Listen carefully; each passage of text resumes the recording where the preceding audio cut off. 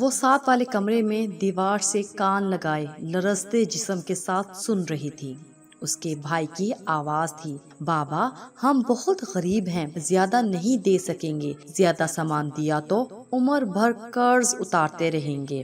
آواز میں پریشانی اور الجھن کے ساتھ ساتھ اکتاہٹ بھی تھی۔ اللہ بیٹیاں دیتا ہی کیوں ہے؟ کاش پیسہ ہوتا ہم اپنی بیٹی کو سب کچھ دے کر رخصت کرتے۔ بابا کی بھرائی ہوئی آواز سنائی دی۔ اس نے تصور میں دیکھا ماں بیچاری تو سب سن کر بس رو رہی ہوگی۔ اسے خود پر بہت غصہ آ رہا تھا، جی چاہ رہا تھا جا کے زور زور سے کہہ دے، مجھے کچھ نہیں لینا، مجھے کچھ نہیں لینا، بس آپ لوگوں کی خوشی، مسکراہٹ اور سکون ہی میرے لیے سب سے بڑا جہیز ہے۔ مگر اسے خیال آیا میں مجبور ہوں، ظالم سماج نے جہیز لازمی بنا رکھا ہے، ضرورت مجھے نہیں میرے سسرال والوں کو ہے۔ بات بیٹی کی ہوتی تو کوئی بیٹی جہیز کو اپنے باپ کے لرزتے جسم، پریشان چہرے، اپنی ماں کے بہتے آنسو، سوچوں میں گم چہرے اور بھائی کے کندھوں پر بننے والے بوجھ پر ترجیح نہ دیتی، بلکہ ہر بیٹی جہیز میں باپ کا کھلکھلاتا ہوا چہرہ، ماں کے محبت بھرے بوسے، بھائی کے پیار کی طلب کرتی۔ اس کی آنکھوں سے آنسو جاری تھے، قرض مانگنے کی تیاریاں ہو رہی تھی، سود کا حساب لگایا جا رہا تھا۔ وہ دھرم سے چارپائی پر جا گری۔ یا اللہ میری وجہ سے کیا کیا ہونے جا رہا ہے، یا اللہ میں کہاں جاؤں؟ کاش امیر لوگ یہ رسم کو نہ بڑھاتے، میں کتنی مجبور ہوں، کاش سسرال سے پیغام آ جائے، ہمیں بس بیٹی سے مطلب ہے، سامان تو ہمارے پاس سب ہے، ایک بیٹی کی کمی ہے۔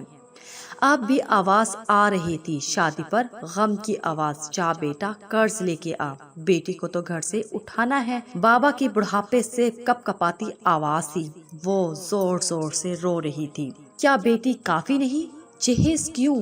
کاش کوئی سنے، کوئی دیکھے میرے ماں باپ کا حال، تو کبھی جہیز نہ لے۔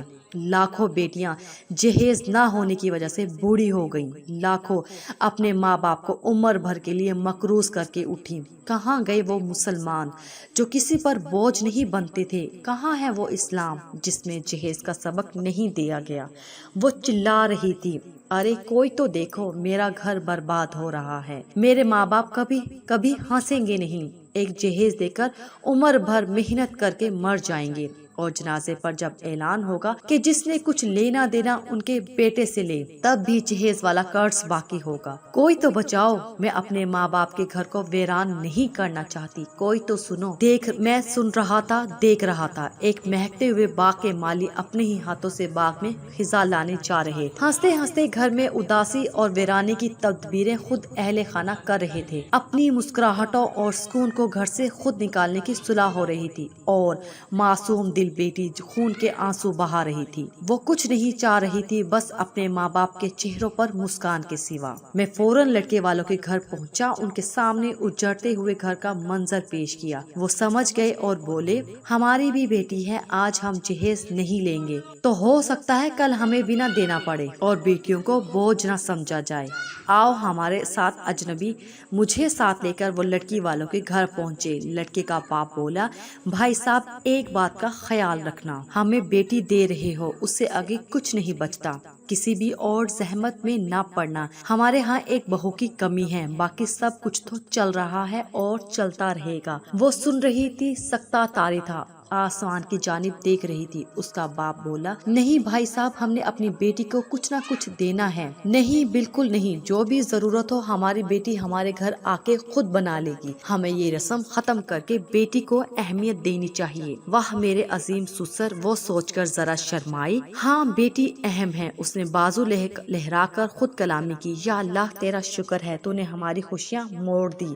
سب گھر والے اس معجزے پر سجدہ ریز ہوئے اور اس پیغام کو عام کرنے لگے، اور اس کو آگے بڑھاتے ہوئے جب اپنے بیٹے کا رشتہ طے کر کے اس کے سسرال گئے تو بولے، بھائی صاحب ہمیں بیٹی چاہیے اور کچھ نہیں، بیٹی ہی اہم ہے ہمارے لیے۔ یہ رواج چل گیا، جب کوئی رشتہ کرتا تو کہتا، بس بیٹی چاہیے، بیٹی ہی اہم ہے۔ ہر وہ گھر جگمگانے لگا جس میں جہیز اندھیرا کرنے والا تھا، نہ جہیز لیا جاتا نہ دینا پڑتا، حساب وہیں کا وہیں تھا۔ مگر اب بیٹی کی اہمیت تھی اور خوشحالی بھی، کیونکہ بیٹی اہم ہے۔ کیا آپ کے لیے بھی بیٹی اہم ہے؟ اگر اہم ہے تو ذرا سوچئے۔ ہمارے اس ویڈیو کو لائک کیجئے، شیئر کیجئے اور دیا انفو کو ضرور سبسکرائب کیجئے۔ شکریہ۔